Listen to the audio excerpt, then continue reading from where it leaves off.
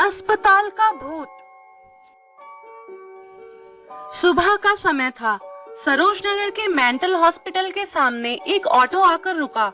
इसमें से हरीश नाम का लड़का उतरा और अस्पताल के गार्ड को बुलाने लगा। कुछ देर तक जब कोई नहीं आया तो हरीश खुद ही गेट खोलकर अंदर आने लगा। जैसे ही हरीश ने गेट खोला, एक आदमी ने उससे पूछा कि तुम टीवी ठीक करते हो? हरीश ने कहा नहीं। यह सुनते ही उस आदमी ने हरीश को जोरदार थप्पड़ मारते हुए कहा कि यहाँ से अभी सिर्फ टीवी ठीक करने वाले को अंदर आना था, तुम यहाँ क्या कर रहे हो? हरीश को कुछ समझ नहीं आ रहा था। थप्पड़ खाने के बाद उसका सिर भी चकराने लगा, लेकिन किसी तरह खुद को संभालते हुए हरीश ने कहा कि मैं यहाँ नौकरी के लिए आया हूँ। तभी एक डॉक्टर और उसके साथ 4 कंपाउंडर भी गेट के पास पहुँच गए। उन्होंने थप्पड़ मारने वाले इंसान को पकड़ लिया। डॉक्टर ने कंपाउंडर से कहा कि जाओ, इसे ले जाकर ट्रीटमेंट की तैयारी करो, मैं जल्दी आता हूँ। कंपाउंडर के जाते ही पास खड़ा हरीश डॉक्टर के पास गया और कहा कि आज इस अस्पताल में मेरा पहला दिन है, क्या आप मुझे बता सकते हैं कि डॉक्टर पाटिल कहाँ मिलेंगे? डॉक्टर ने जवाब देते हुए कहा कि मैं ही पाटिल हूँ, तुम यहाँ से सीधे जाकर अपना जॉब लेटर ऑफिस में जमा कर दो और वहाँ से ड्रेस लेकर बगल के कैबिन में आ जाना। हरीश थोड़ी ही देर में कंपाउंडर की वर्दी पहनकर डॉक्टर के कैबिन में पहुँच गया। डॉक्टर ने उसे बताया कि जो तुम्हें अभी गेट पर मिला था वो पागल है। पिछले 8 दिनों से वो सभी को टीवी बनाने वाला समझ रहा है। फिर जब उसे पता चलता है कि वो टीवी बनाने वाला नहीं है तो गुस्से में थप्पड़ मार देता है। उसके बाद डॉक्टर ने अपने अस्पताल के गोपाल कंपाउंडर को बुलाया और हरीश का परिचय सबसे करवाने के लिए कहा। गोपाल ने कुछ ही देर में हरीश से सबको मिलवा दिया और फिर उसे मरीजों के कमरे में ले गया। वहाँ हर कोई कुछ न कुछ अजीब हरकत कर रहा था। कोई दिल टूटने वाली शायरी सुना रहा था तो कोई फिल्मी संगीत गाते हुए डायलॉग मार रहा था। सभी मरीजों को दिखाते हुए गोपाल ने हरीश से कहा कि आज के बाद से तुम्हें इन सारी चीजों को झेलना होगा। इतना कहकर गोपाल वहाँ से चला गया। तभी हरीश को पता चला नाइट ड्यूटी लगी है। दिन के समय आराम करने के बाद हरीश रात को मरीजों की देखरेख में जुट गया।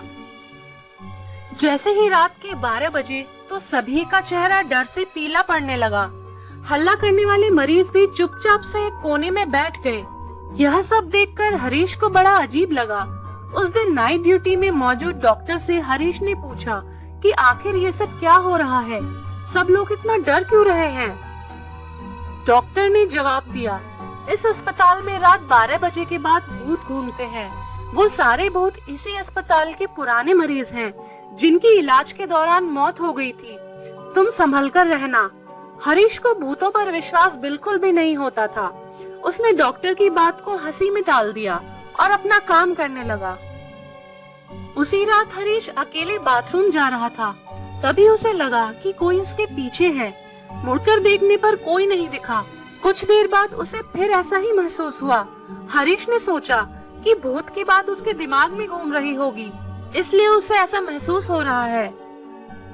बाथरूम करके जब हरीश बाहर आ रहा था तो उसे शीशे में लिखा हुआ दिखा कि आज तुम पागल हो जाओगे। हरीश को लगा कोई उसके साथ मजाक कर रहा है, इसलिए उसने इस बात पर गौर नहीं किया और अपने काम पर लग गया।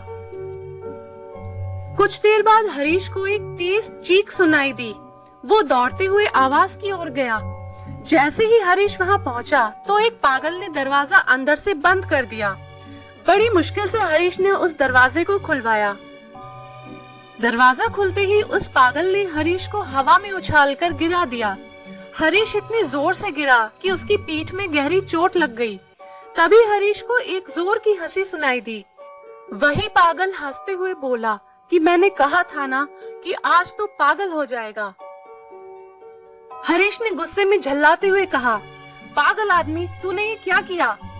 रुक, तुझे अभी बिजली का झटका देता हूँ। पागल ने जवाब दिया, अस्पताल में मिलने वाले बिजली के झटके से ही तो मेरी मौत हुई थी। अब तू क्या मुझे कोई शॉक देगा? अब मुझे इसका डर नहीं है। इतना कहते ही उस पागल भूत ने हरीश को एक हाथ से पकड़ा और दूसरा हाथ स्विच बोर्ड में डाल दिया। इस तरह से हरीश को बिजली का इतना तेज झटका लगा कि उसकी चीख से पूरा अस्पताल गूंज उठा। हरीश की आवाज सुनकर अस्पताल में मौजूद नाइट स्टाफ दौड़ते हुए उस कमरे की तरफ आए। सबको वहाँ हरीश बेहोश हालत में मिला। तुरंत रवि को मरीजों के बेड पर लेटाया। उसी दिन से हरीश की दिमागी हालत खराब है। हर रात उस भूतिया अस्पताल से हरीश की तरह ही चीखने की आवाजें आती हैं और किसी न किसी को वो भूत हरीश की तरह ही पटक देता है। ये चीखने की आवाज हमेशा उसी समय आती है जब हरीश को बिजली के झटके दिए जाते हैं। सीख, सामने वाले की चेतावनी को हल्के में लेना खतरनाक हो सकता है। हमेशा सतर्क रहना चाहिए। थोड़ी सी भी सावधानी हटने पर भयानक दुर्घटना घट सकती है।